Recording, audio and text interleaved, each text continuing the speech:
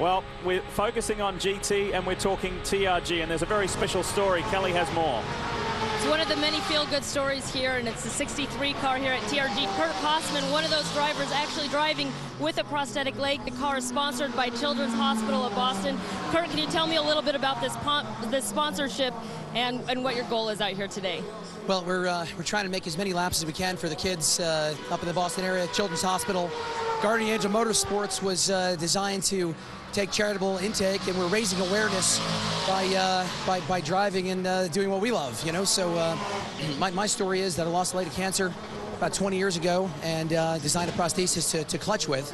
So I've been back in the game ever since. Bruce Ledoux founded Guardian Angel Motorsports.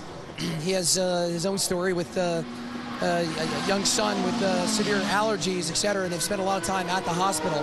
We met through sports car racing, and I think it's a great avenue to get the word out that they need donations, looking to come up with better cures and things like that. And for you, you've had experience in the Grand Sport and street tuner cars. This is your first time out here at the Rolex24. What's the experience been like for you? It's been an interesting day and night already, but yeah, this is my first Daytona 24. As you can hear, I've lost my voice. I've been battling a cold all week. I just got my voice back today. I think my crew actually liked that yesterday. Didn't have to listen to me. But car's been in and out. We've lost radiators. We've had a few off-track excursions, but we're still running.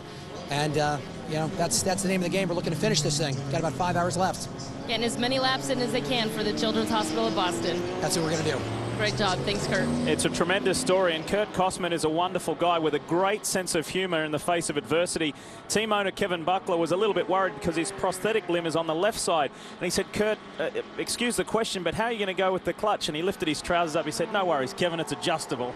But you hear stories like that, Kyle, and that's what racing is all about. The passion that is in this paddock this weekend is just unbelievable. These guys have a true passion for the sport. You know, just as we were talking earlier, so many big-time motorsports become business. This is still a sport. This is still where gentlemen racers can come in and race alongside some of the greatest drivers in the world. And the other thing is, you know, I remember the first time I come here, or the second time I really come here about 10 or 15 years ago, you had Team Seattle and groups like that. Then you see these guys raising funds for the hospital in Boston. You've got the Boggy Creek gang and the Paul Newman Hole-in-the-Wall gang group of camps that Grand American has embraced. We had our stuff with Victory Junction. There's so many charitable outreaches from this sport that it blows you away. There's a feel-good story on every one of these teams. Quick update on who is where. Memo Rojas is still...